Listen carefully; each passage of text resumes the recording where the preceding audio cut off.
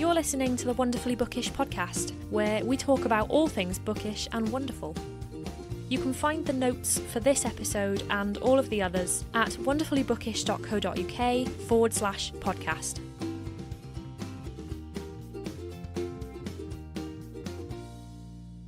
Hi, welcome to this episode of the Wonderfully Bookish podcast. I'm Charlotte, a book blogger who spends most of her time reading books and watching Netflix and films and going to the cinema. And when I'm not doing those things, I'm talking about them on my blog or here on this podcast. In this show, I talk to authors, bloggers and bookworms all about all things bookish and wonderful. Today's guest is Simon James Green, and I'm very excited because we just had such a good discussion. Simon is the author of young adult novels Noah Can't Even and Noah Could Never, and his short story Penguins will appear in The Proud anthology, which is edited by Juno Dawson, who is also one of my favourite authors, and that comes out in March next year. In this episode, we discuss the theme of LGBT in fiction, in young adult fiction in particular, and how important this emergence of LGBT fiction is to teenagers and young adults trying to discover more about themselves, trying to work out who they are. We also talk about humour in books and how funny books can kind of shine a light in a time when the world is, quite frankly, a little bit miserable. So let's get straight to it. Here's my chat with the lovely Simon James Green. It's wonderfully bookish, whoa. All things books, let's start the show. Everything from classics to contemporary. Come and chat about books with me. If you're a reader of YA, grab a cuppa and just press play. Hello. Hi. It's so nice to have you on. Oh, it's lovely to be here, Charlotte. Thank you for asking me. It's a pleasure. That's okay. Yeah, it's nice to get some fairly well-known faces to come on. So Oh, that's kind of you. yeah, I spoke to Akemi Dawn Bowman the other day, and that was lovely. Amazing. She's very nice. Fantastic.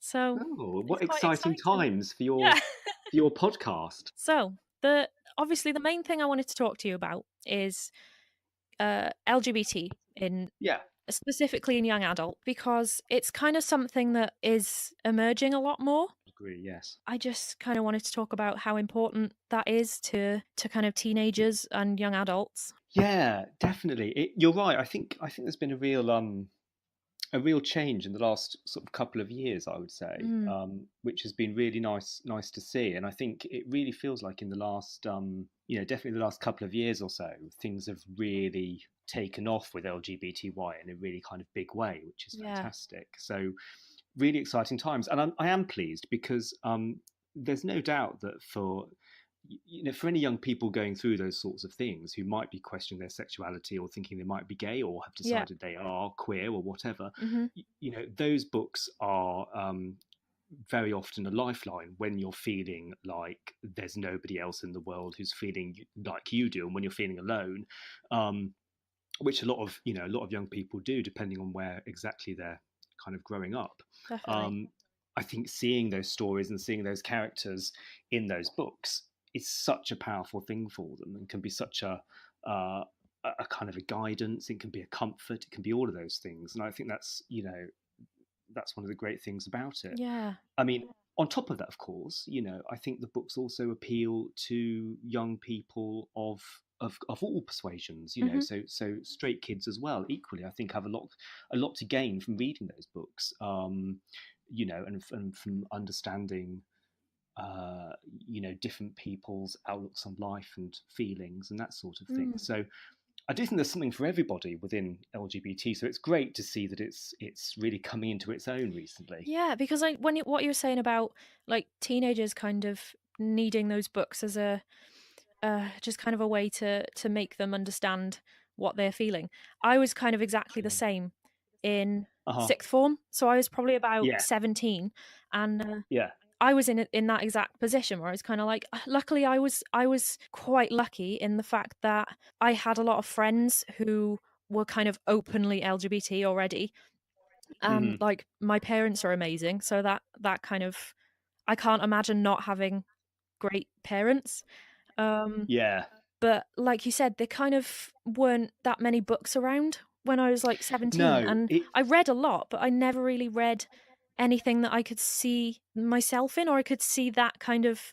it's an interesting thing, that, because I think especially here in the Mm, UK, there was a piece of legislation came in back in 1988 actually, called Section 28, which and it was running right up through the 90s actually, and was only repealed in about, I want to say 2008 or right. something, so not that long Yeah. ago.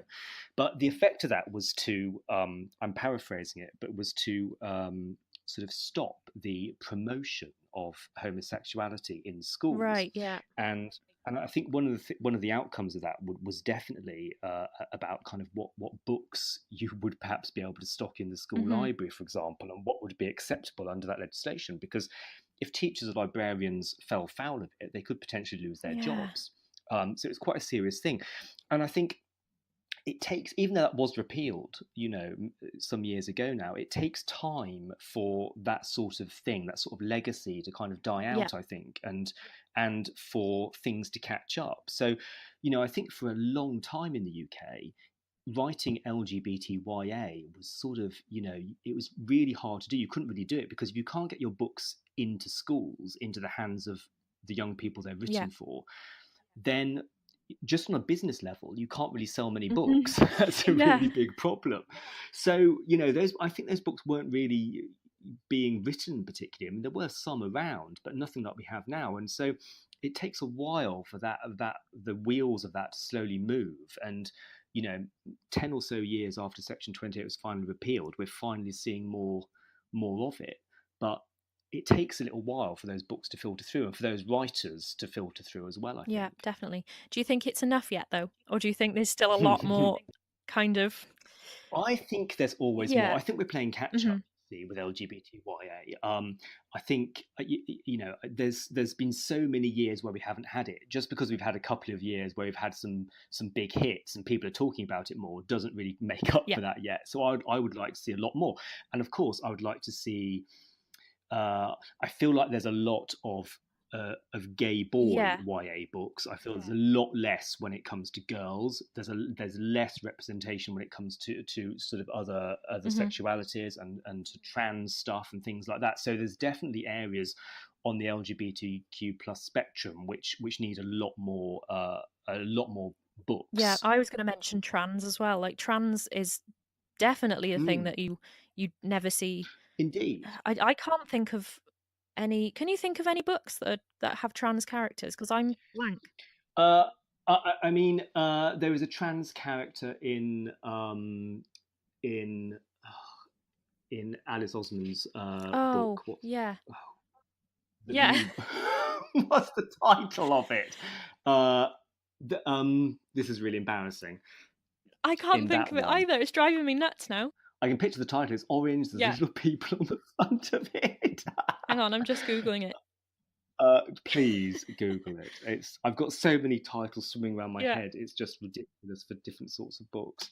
Because Jimmy, the character Jimmy, is a trans Hmm. boy in that book. I was born If I for could think this. of, That's the thank one. you, Alice. If you listen to this, I'm so sorry. I just that's awful.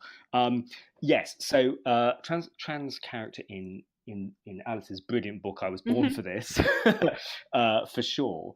Um, there is a trans character in Clean by Juno Oh, Dawson, yeah. Yeah, I've read that recently, um, actually.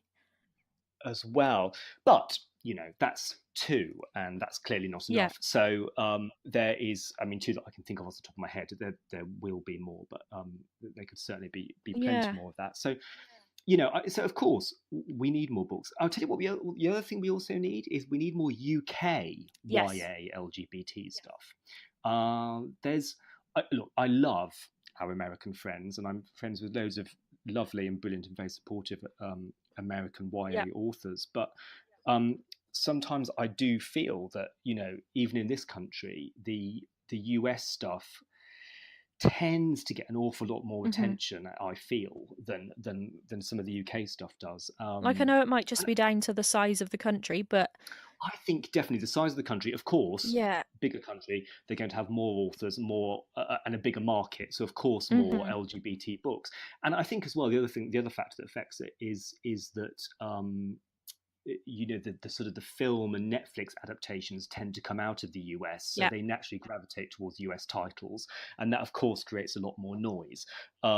So completely understandable, but I think we need to try and work a bit harder just to push the UK stuff as well, because I think it's really important to have the UK angle on what it's like Yeah. to be LGBT. Definitely.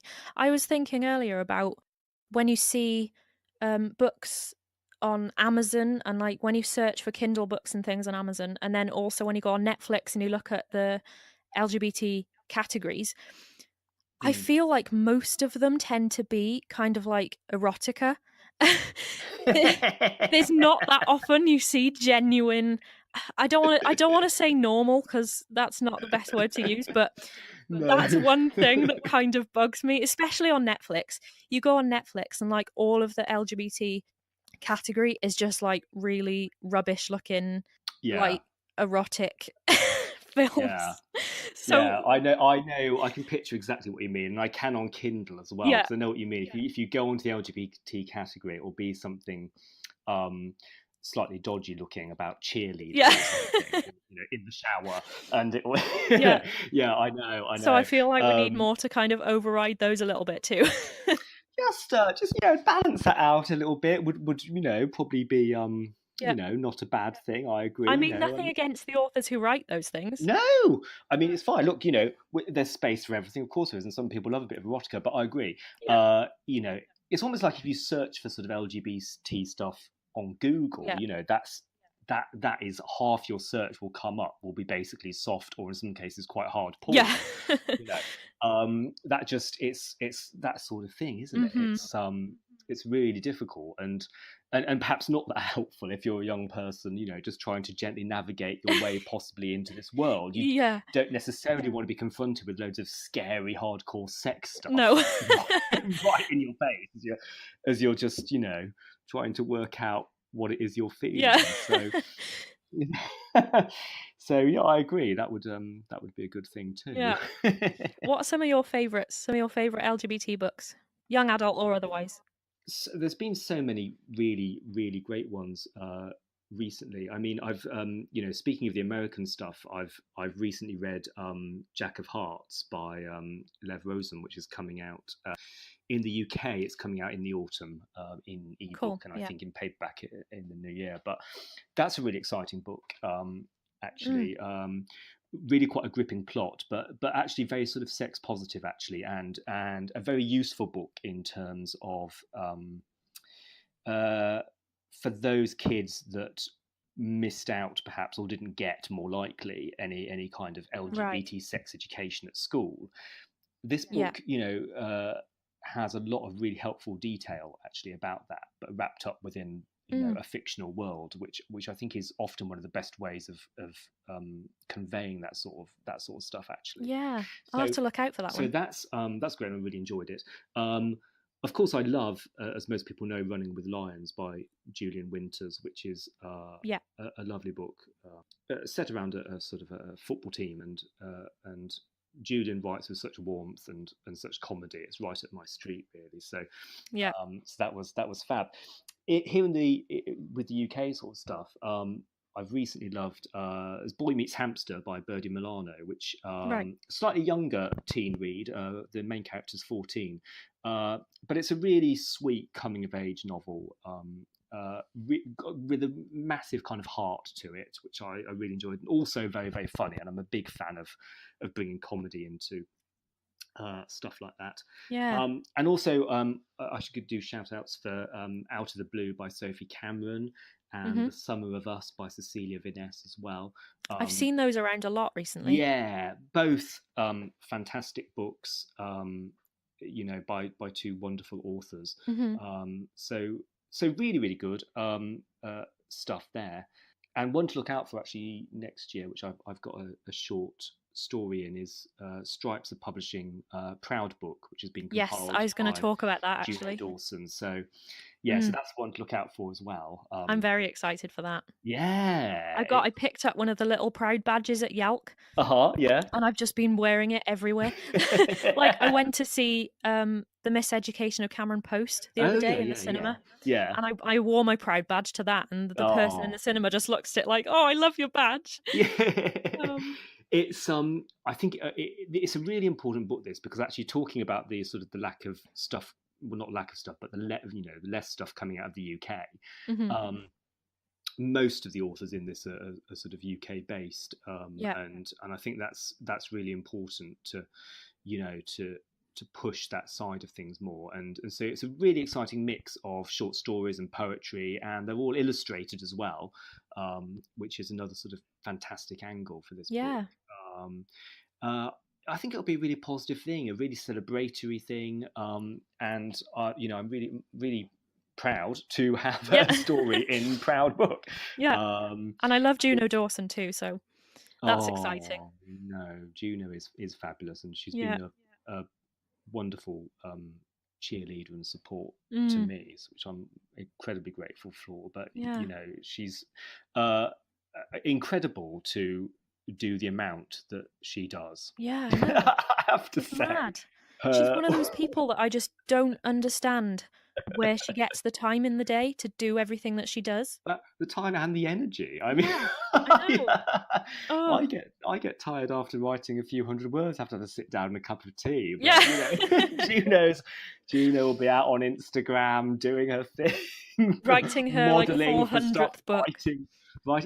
writing book number 400. Yeah, Compiling Proud Book, other stuff. I mean, yeah. amazing. I need whatever she's having, really. I tell Mm, you. yeah, So that's out next year by Stripes. I think it's March that's published. cool. So that's going to be a great thing, I think. Mm. So What's your and story about?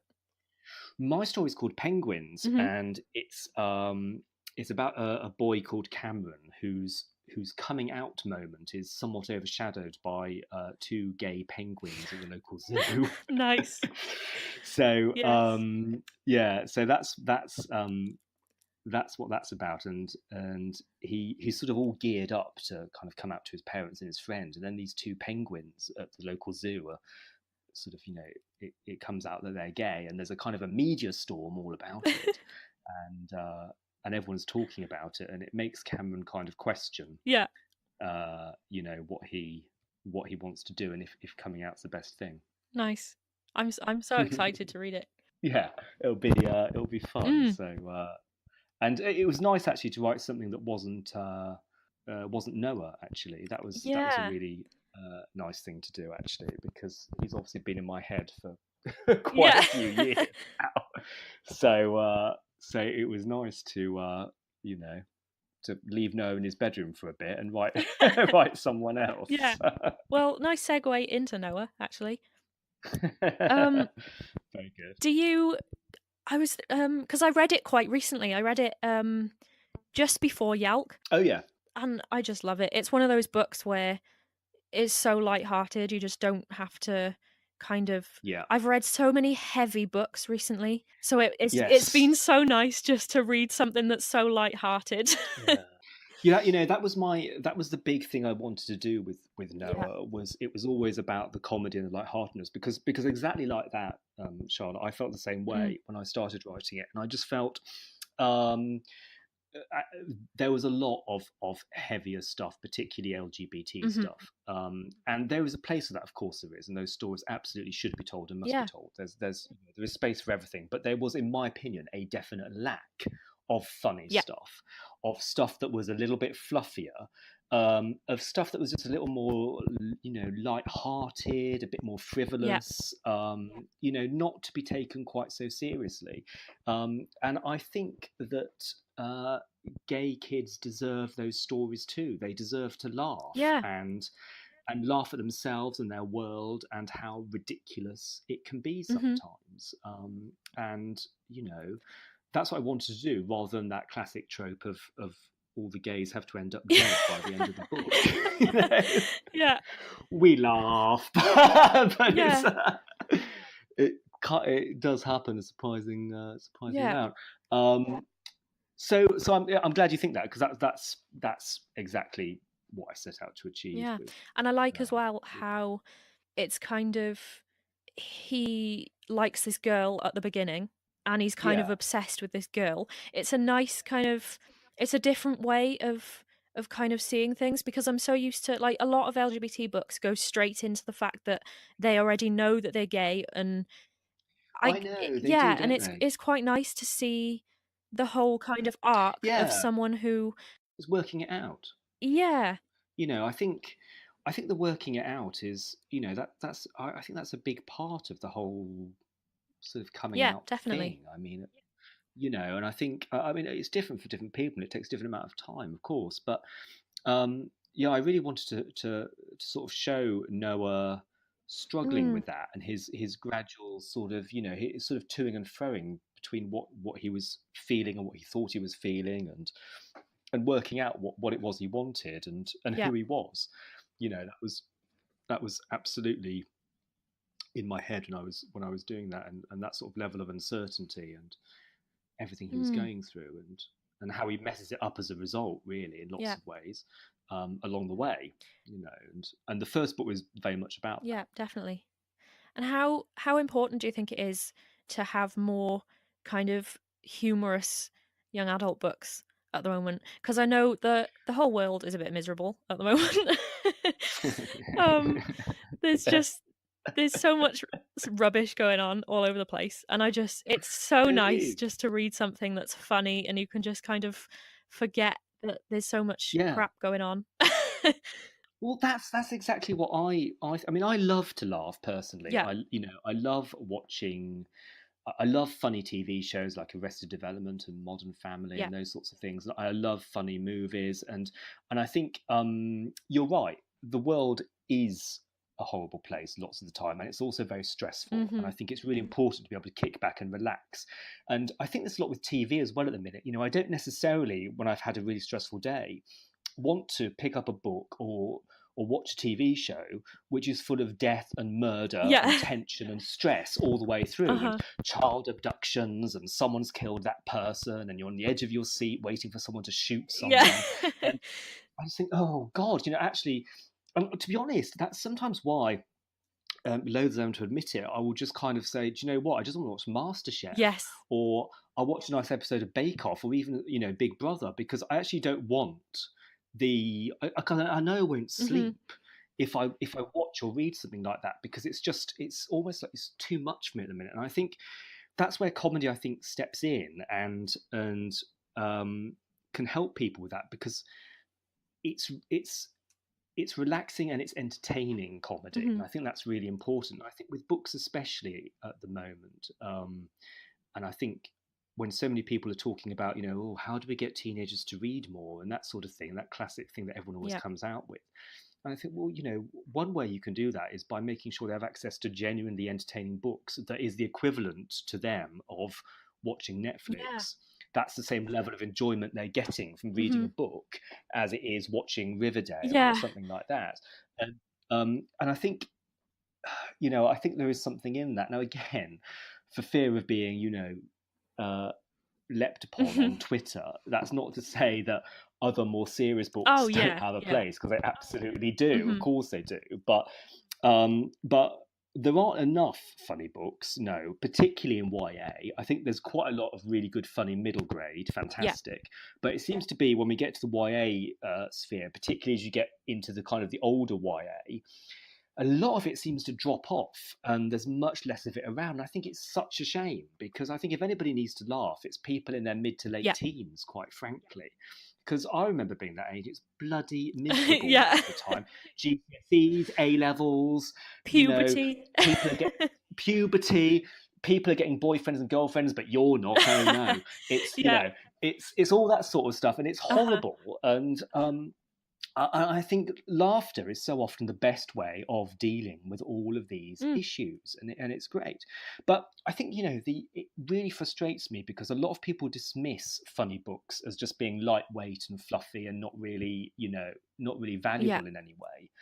And I think that's a mistake as well, because I think a really good funny book does have the power to talk about any of the issues or things that any slightly more serious book does, and often can be more effective, I feel, in conveying that message, because comedy can kind of carry a reader along Yeah. with it, and then can suddenly blindside you with something a bit more serious or heartfelt when you least expect it. And I think the moment is all the more powerful for that contrast. And comedy can do that. But you will so often see a funny book on something like the Carnegie long list, for example. Not even the short list, but it's very rare. I mean, I can't even remember the last time I saw one. And I think it's a real shame that I feel like they're dismissed quite often, to be honest, by certainly the bigger prizes. Interestingly, a lot of the book prizes that are run by schools that the students vote on, you will often see funny books. Yeah, on and that those kind of shortlists shows more often what people like. that's what they want to read and that's what they enjoy. I know it's maddening, but Yeah. whatever. So be it. But I will continually bang on about funny books. I love comedy in all its varieties, whether it's absurd and slapstick, right through to kind of classic rom-com type books as well, which are hugely enjoyable too. And I want to see gay characters, involved in all of those things as well, and having those hilarious, madcap, crazy, and also sometimes romantic stories. I think that's a wonderful thing, and I think as well for those LGBT kids, seeing that funny side to life is really important, because otherwise you might be forgiven for thinking that growing up gay is the worst thing in the world that could possibly happen to you. And I'm not saying it isn't fraught with some problems and difficulties, because it is, but it's not all gloom and misery. And I think it's really important that other side of it is put across clearly. Yeah, definitely. With the Noah books, do you kind of see do you kind of write an element of yourself or like your own childhood into them? Like how much of them are kind of based off your own childhood? I get asked this a surprising amount, and it's funny, when the first book came out, I spent a lot of time completely denying that it was autobiographical at all. I was like, no, it's completely made up. And then gradually I've softened my stance towards that. I mean, in terms of the actual plot, no, it's not autobiographical. But in terms of what Noah goes through as a character and his journey, yes, I would say it is to an extent. Yeah, there's definitely a lot of me in Noah, and certainly in the way Noah acts and how he behaves and how he reacts to other people and events. I mean, that is totally me. And it's quite funny because when I'm going through the editing process with my editor, he'll often give me notes on a draft and say, "This is crazy. Nobody would react like this or behave like this in a situation." And I'd go, "Yeah, no, that's fine." And then be serious, then sort of thinking on the side, well, apart from me when I was 15, because I totally did. So I mean, I kind of was Noah when I was 15, 16, and I was that. Were you as painfully awkward as Noah? I was fairly awkward socially, yeah, I would say, so, definitely. But I was also very geeky. I was very hell bent on being head boy or being a prefect, that sort of thing. I was very that sounds like me. Desperate to please, Yeah, I was that person, and I also, I had this sort of strange obsession with like calligraphy and sort of bizarrely, the music of Andrew Lloyd Webber. I mean, this is all hideous now to sort of admit, but it's true. I think it's important because sometimes people say, oh, people, to be a realistic teenager, you have to, like be into, the music of the time and like, popular music and stuff, or you have to behave in this way or that way. And the truth of the matter is, probably, 80% of teenagers might well be like that. Yeah. But let's be honest, the ones that are really interesting to write about are, it's the outliers. It's the ones that are a little bit, they're not the kids that are the popular ones, or the ones that do everything like you expect. But then I feel like they're the kids who need these books most. Yeah, they need the books most. And also, I think when you're writing those characters, they're the ones with the most depth, because they've got the most conflict going on inside, I think. Yeah. About the fact they don't fit in and they're not doing things by the book or like everybody else is. And I think they're the people we need to celebrate, actually. That's because I think those are the sorts of people that, they're exciting to write about, but they're also the sorts of people, in my opinion, that go on to change the world, because they're not content being in their little box, but doing things in this set little way. Having a girlfriend or boyfriend by the time you're 16, losing your virginity at 17, being married by 25, having a kid at 30, or whatever it is. All those little things that people like to tick off along the way. They're the ones that go, yeah, sod it. I'll do it my way. Yeah. And I'll do what I want in my own time with whoever I want, and I'm not going to be shoved into your little template of what you think my life should be. Yeah. I'm an identical twin, and are you right? Yeah, and me and my sister are practically the same in every way. And it's just kind of, it's really funny, because we've always been like that, where we've kind of just been the outliers. But it was funny because when we were in primary school, we were both pretty much mute for the whole of primary school. We wouldn't speak to anyone apart from our best friend, our mum. And people always thought we were a bit creepy, I think, because we were like we looked exactly the same and only spoke to each other. But we've kind of grown up being, as you said, kind of one of the outliers. Like, we've never really been into what's fashionable, or and like our mum is the same, really. Like, she's always been like a bit of a goth, so and she hasn't brought us up in a way that we feel like we need to fit into one of those molds.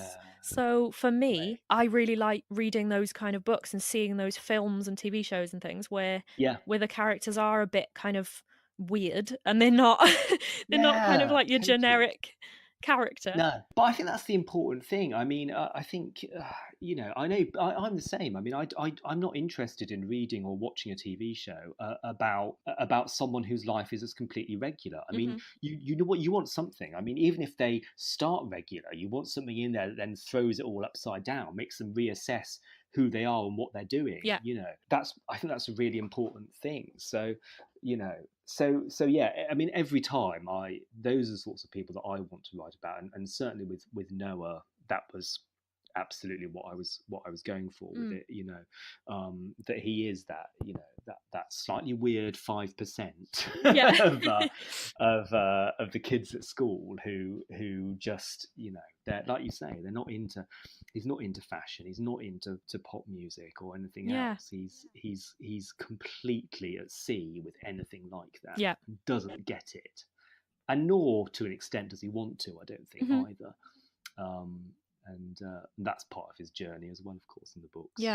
Is I think, and certainly in the second book, that's very much about him having worked out who he is, learning to love that person. And I think that's an important journey to go on as well. Yeah. I need to get the second one. I haven't got it yet, so that's on my list. Noah Could Never. Well, it only came out, in fairness, in June. So it's quite new still. But I got the short story. Noah Goes Nuclear. So I've got that. I loved writing that short story so much. It was really good fun to write a little bit of a little kind of just one-off, standalone kind of madcap story. But the nice thing about writing the sequel actually was that it was just that chance actually to explore the characters further, which you don't always get obviously with a book. If it's just a one-off, then you often kind of leave them at the point by the end of the book where obviously things are resolved, but then it's like, well, what happens next? And the great thing about Noah Could Never is I got to explore that and explore Noah and Harry Yeah. and their relationship a lot more, and that was a really gorgeous thing to Yeah. do, and something I really enjoyed. Are you So gonna carry on with Noah, or are you gonna move on to different things? I think it partly depends. I mean, there isn't another Noah in the works at the Yeah. moment.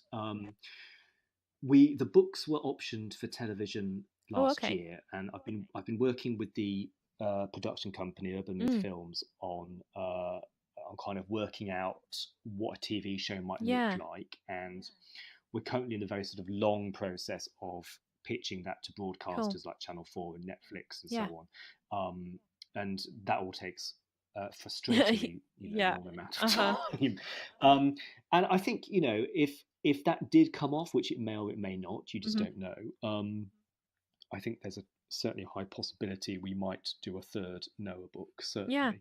And I would certainly like to write one, but it will depend, I think, what happens with that mainly. But I might be working on something for next year that I You can't yet might talk be. about. So that's that Might not I be, might but be. you I'm not might saying be. I'm not saying I am. Nothing is definite, but Yeah. the possibility there might be something Yeah. next year from me, which might be vaguely in the same sort of space that Noah kind of occupies. That's very intriguing. I know. Sorry, I can't be more No, definite about that's fine. anything. That's the way it Yeah. works. But You've actually answered one of my other questions. I was going to say, oh yeah, would you rather have Noah on TV or as a film? So you've already kind of answered one of those for me. I think. I mean, it would work as both, but I think there's no doubt it was as a TV show, having sort of worked through it with the production company, with the producers there.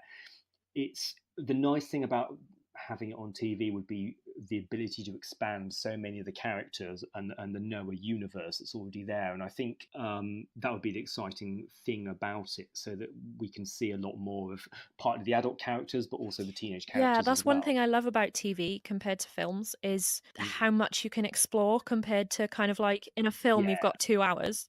In a TV series, you've got as long as you want, really. As long as they want to commission it for. So if if you're lucky enough to get a Netflix commission and it's, for example, 10 episodes, then that's some potentially 5 or more hours of television to really get to really explore. Yeah, like in my last conversation I had with a blogger, we were talking about the series Unfortunate Events adaptations and how the film kind of crammed 3 books into 2 hours, whereas the Netflix series focuses on 1 book every 2 episodes, so every book gets kind of like 2 hours. And that's that's perfect, and that's one of the things that obviously I love films too, but TV is kind of one of those things that I love just because you can explore.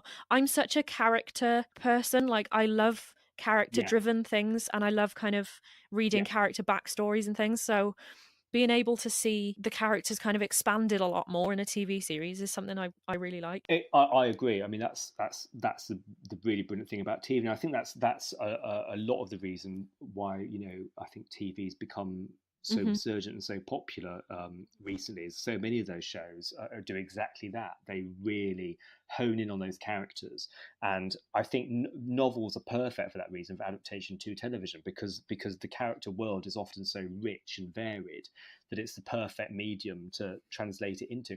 I think there are some books that are very obviously movies. Oh yeah, definitely. And they work really well as a film. But I think it just depends on the structure of the book and the world around it. So I think Love, Simon, for example, is a perfect movie of Simon Versus, and I think I think that's the perfect medium to tell that story in. But other books may well be better suited to television, I think, depending on their content and the characters, for sure. So I'm going to end on a question that I think I'm going to ask everyone, just because I love seeing their reactions at how kind of evil the question might be. Some people think it's evil. Other people think that it's really easy to answer. If you could only pick 3 books to read for the rest of your life, and you can reread them as many times as you want, but you can only read those 3 books forever, which ones would you pick? Very difficult. Some people can jump on it and be like, nope, I know straight away, but I've asked this to so many people now and I still don't know my answer. Okay. Let's have a sensible think here about that. It is difficult, isn't it? Because I would say one of them would definitely be The Catcher in the Rye. Right. Actually, a classic coming of age would be a YA novel if published Yeah. today, for sure. And I like it a lot, so I think I would go with that for one. God damn you for asking this horrible question. Okay. I'm a big fan of Adrian Mole's Sue Townsend books, so I'd probably pick one of those as well. And there's a lot of Adrian Mole that inspired me with the Noah books, so I think I'd probably pick Adrian Mole. They make me laugh. I find them very funny. Cool. I will pick an Adrian Mole book as well. So that's two. Mm-hmm. And then, I don't know, for a third, I might have to go with something like non-fiction or something. Yeah. Maybe. Get a nice range. Yeah, get a nice range in, and something, I can't think of anything off the top of my head, but something thought-provoking, and about the state of the world and that sort of thing. Something like that. So that's vague, isn't it? I'll accept it. It's fine. It's so difficult. But well, I already told someone else that they could include like a massive series as one massive anthology. So obviously, like clearly, I'm not a stickler for the rules too much. So you're very flexible. Yeah. With that. Yeah. Great. Well, there we go. Yeah.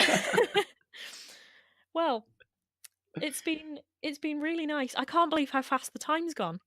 I can't believe it either, and I also can't believe I forgot the title of I Was Born for This. Yeah. Alice, we're so sorry if you're listening to this. I was so embarrassed, because Alice is also illustrating my story in Proudly, which makes it sort of doubly awful and utterly unforgivable, honestly. Well, it'll be ingrained in our brains for the rest of our lives now. There's no doubt about that. Yeah. And I'll have to publicly apologise to Alice on Twitter when this podcast goes live.